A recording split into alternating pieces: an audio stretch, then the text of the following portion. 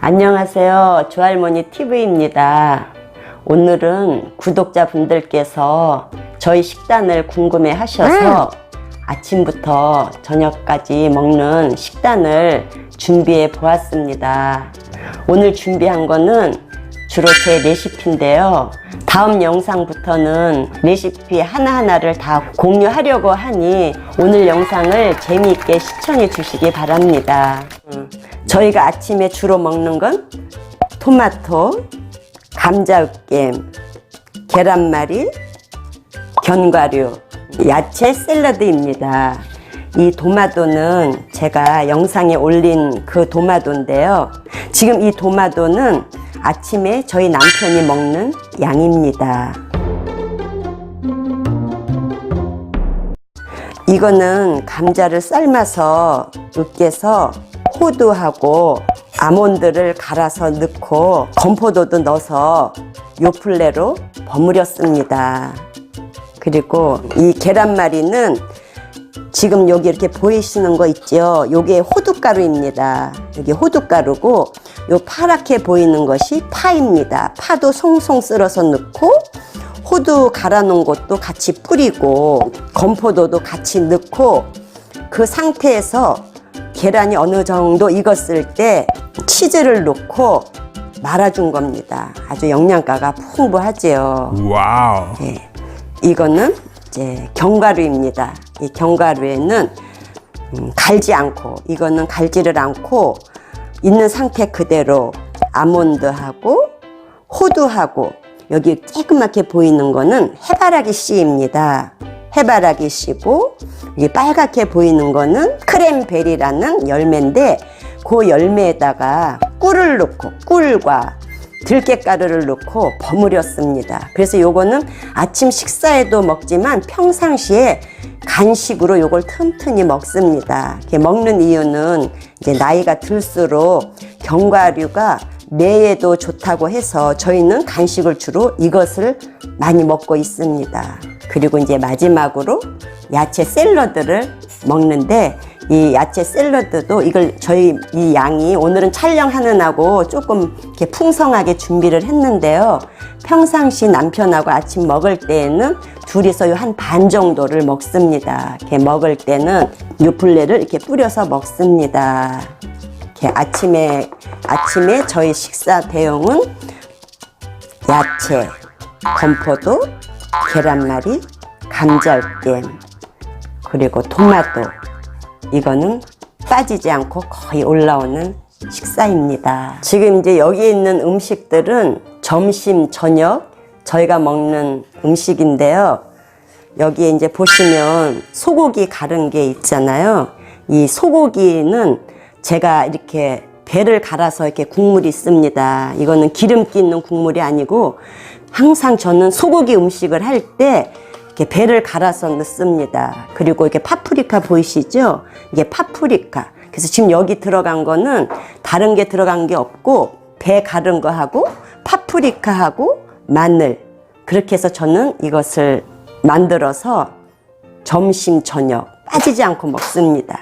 이 소고기는 이유식용으로 갈아서 나온 소고기인데 특히 제가 소화를 잘 못 시키는 소화 기능이 약한 사람입니다. 그래서 이렇게 아이들이 먹는 이유식용으로 사서 배를 넣고 파프리카를 넣고 그렇게 해서 먹습니다. 그래서 작은 양이라도 꾸준히 이것을 먹고 있습니다.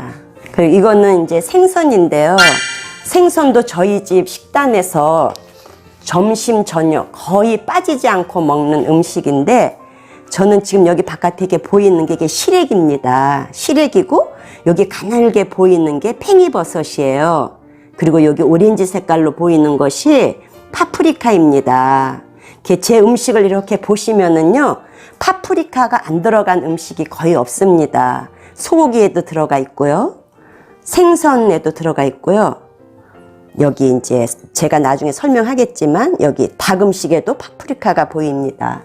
그리고 이거는 미역을 무친 건데요. 여기도 주홍색 파프리카가 있죠. 이 파프리카가 면역력이 아주 좋대요. 그래서 저는 음식마다 꼭 파프리카를 넣습니다.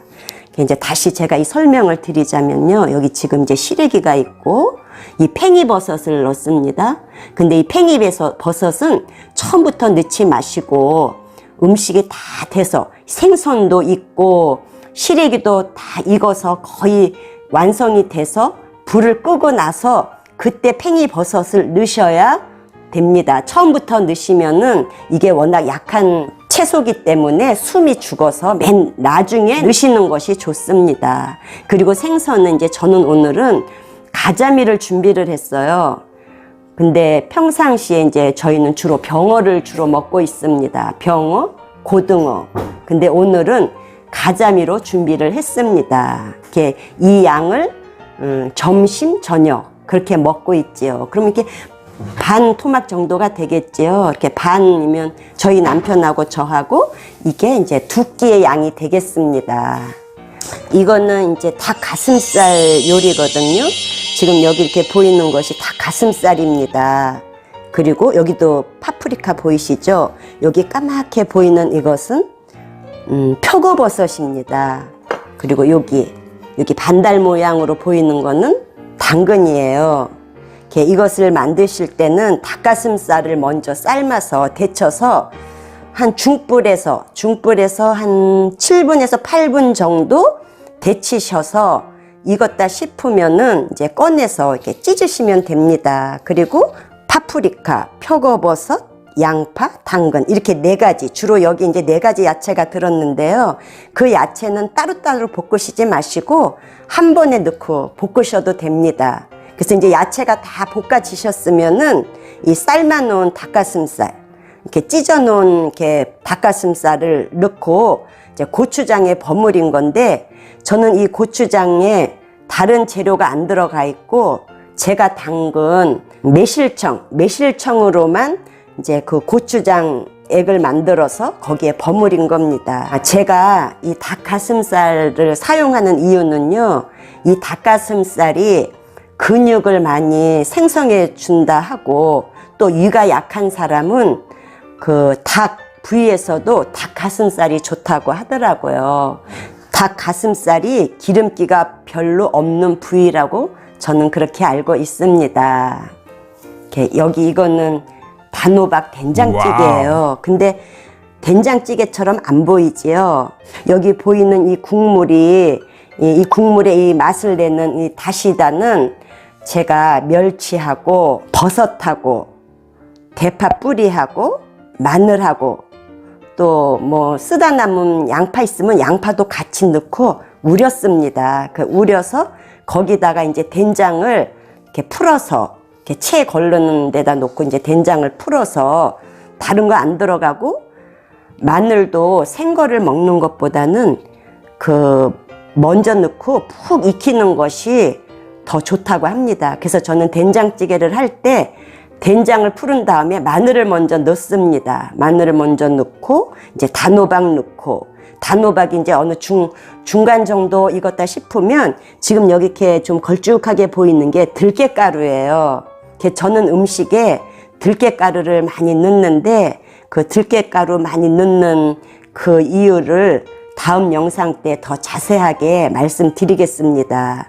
그래서 오늘은 이 된장찌개를 저는 이렇게 단호박으로 주로 하는데 이 단호박으로 된장찌개를 하면은 된장의 그 짠맛이 없고 또 그 단호박의 단맛은 그대로 느낄 수가 있어서 저는 된장찌개 할 때 주로 단호박으로 합니다. 그리고 이제 마지막 마무리해서 좀 얼큰한 맛을 내기 위해서 홍고추를 이렇게 위에다 얹어 주시면은 맛이 있습니다. 이렇게 매운 게 싫으신 분들은 안 넣으시고 그냥 이렇게 파 송송 썰어 놓은 게 있으면 마지막에 이렇게 파 송송 쓴 걸 넣어서 잡수셔도 되고 조금 매콤하게 잡수시고 싶으신 분들은 이렇게 홍고추 그렇게 넣어서 잡수시면 되겠습니다.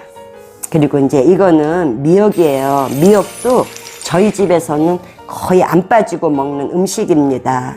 이 미역에도 파프리카 보이시죠? 그리고 이 쪽파를 송송 썰어 넣습니다. 제 음식은 보면은 파프리카하고 쪽파, 파 종류가 좀 이렇게 빠지지 않고 항상 들어갔는데, 이 파가 겉에서 입에서는 맵지만 이 속에 들어가면 이 우리 몸을 따뜻하게 해줘서 위에 아주 좋다고 합니다. 그래서 저는 이 파를 꼭 넣습니다. 지금 이 미역에다가 쪽파 송송, 마늘 다진 것 좀 넣고요.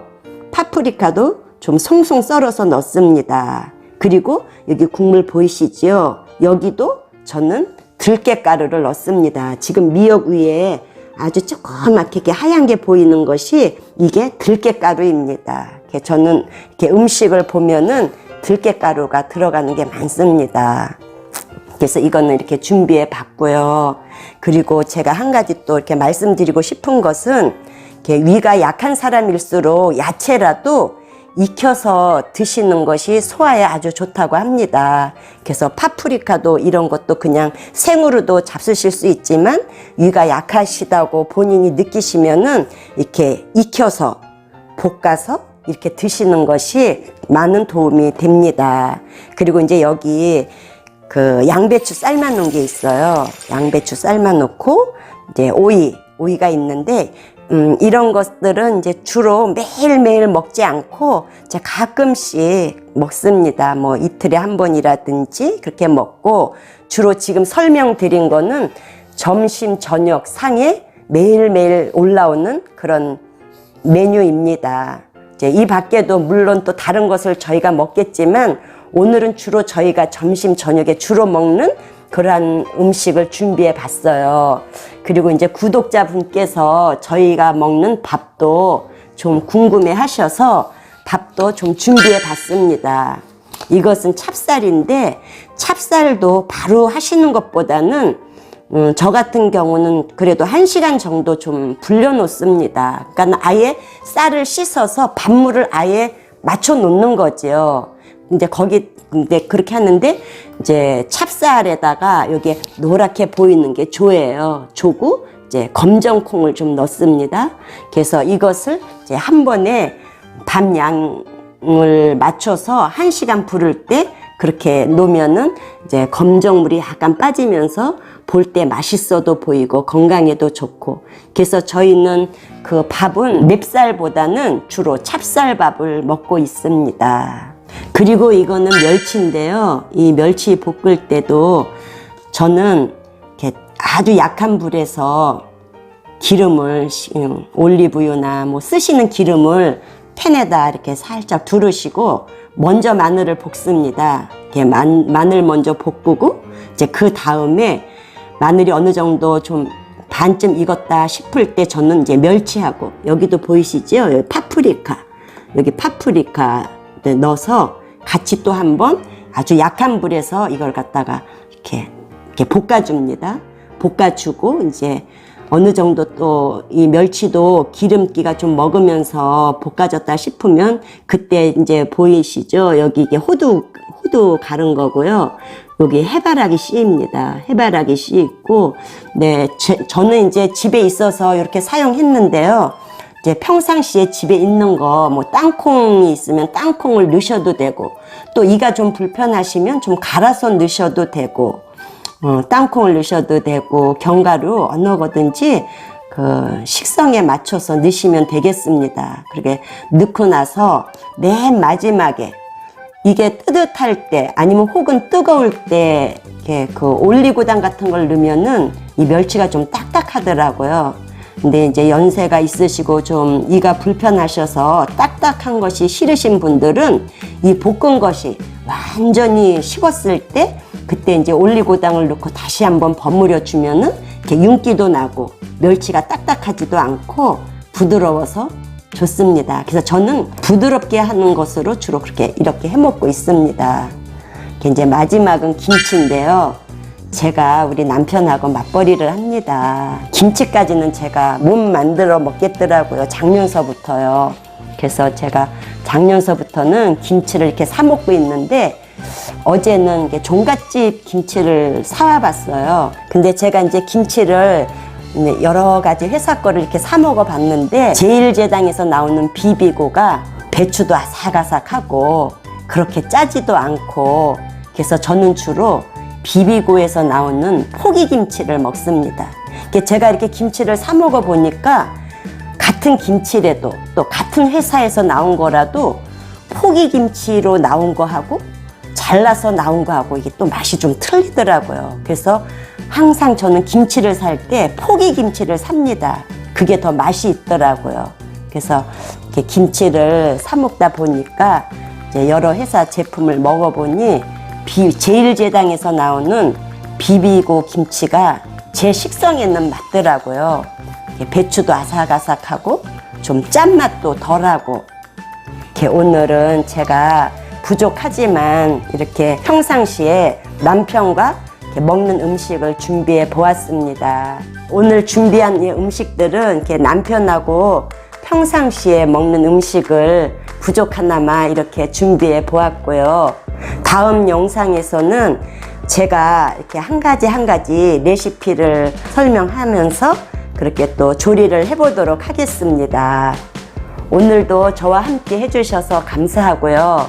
다음 영상 때 또 레시피를 준비해서 찾아뵙도록 하겠습니다.